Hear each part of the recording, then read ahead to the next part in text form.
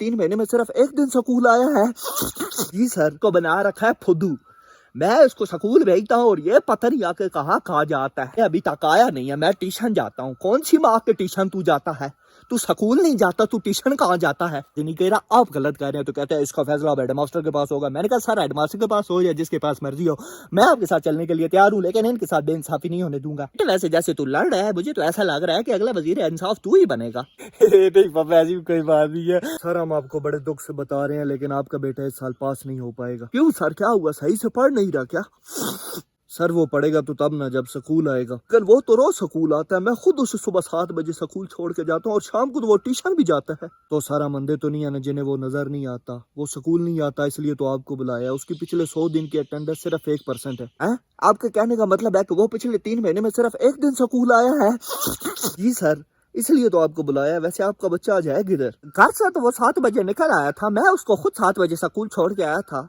पर आप फिक्र ना करें, आज का दिन वो पूरी जिंदगी याद रखेगा। हाँ हाँ जाए आप। आज इसको मैं नहीं छोड़ूंगा। इसने मुझको बना रखा है फुद्दू। मैं इसको स्कूल भेजता हूँ और ये पता नहीं आके कहाँ कहा जाता है। आज इसको मैं नहीं छोड़ूंगा। शाम के 5 बज गए और ये अभी तक आया नहीं है। मैं ट्यूशन जाता हूँ। कौन सी माँ के ट्यूशन तू जाता है?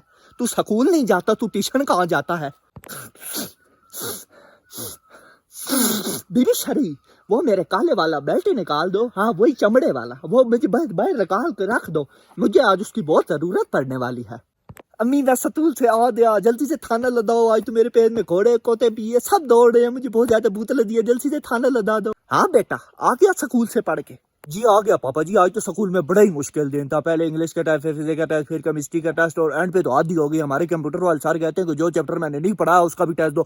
मेरा तो खून खोल गया। मैंने कहा सर ऐसा बेइंसाफी मेरे होते नहीं हो सकती। आफ्टर ऑल मैं इस क्लास का मॉनिटर हूँ, इन बच्चों की जिम्मेदारी मुझ पे है। मैं इनके साथ बेइंसाफी नहीं होने दे सकता। तो मुझे कहता है कि ओए तो मेरे साथ जबान दराजी कर रहे हो। मैंने कहा सर मैं जबान दराजी नहीं कह रहा, आप गलत कर रहे हैं। तो कहता है इसका फैसला अब हेडमास्टर के पास होगा। मैंने कहा सर हेडमास्टर के पास हो या जिसके पास मर्जी हो, मैं आपके साथ चलने के लिए तैयार हूँ, लेकिन इनके साथ बेइंसाफी नहीं होने दूंगा। तो वैसे जैसे तू लड़ रहा है, मुझे तो ऐसा लग रहा है कि अगला वजीर इंसाफ तू ही बनेगा। नहीं पापा ऐसी कोई बात नहीं है।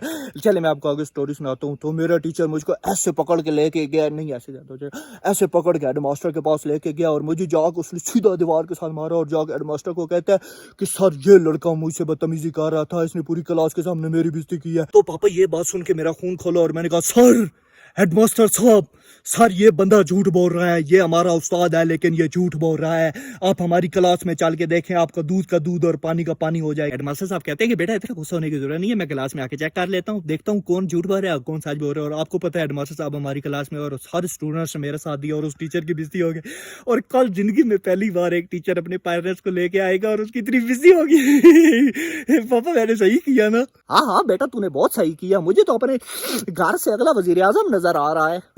नहीं पापा ऐसा भी कुछ नहीं। आपको पता है ट्यूशन में क्या पापा मैं फोन आ रहे हैं, मैं बात करके आता हूँ, फिर मैं आपको बताता हूँ ट्यूशन में क्या हुआ है। बड़ी फनी की स्टोरी है।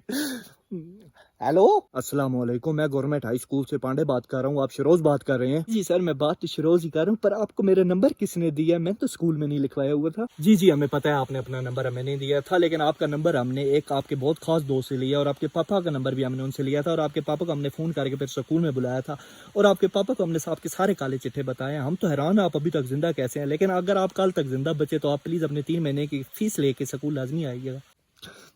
जी जी जी सर, अगर मैं बच्चे फीस ले आऊंगा, पर वो आपने बताया क्या क्या? वो तो हेलो हेलो हेलो बेटा, मुझे लगता है कि फोन कट गया है, तो क्या कहते हैं तेरी टीचर?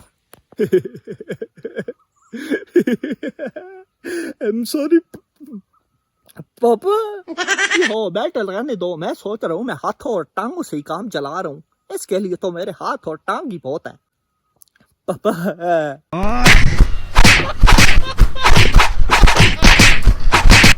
हेलो गाइज, अगर आपको मेरी ये वीडियो अच्छी लगी है तो प्लीज लाइक कमेंट और सब्सक्राइब कर दें। और कल हम मिलते हैं एक अच्छी सी नई स्टोरी के साथ। अल्लाह हाफिज।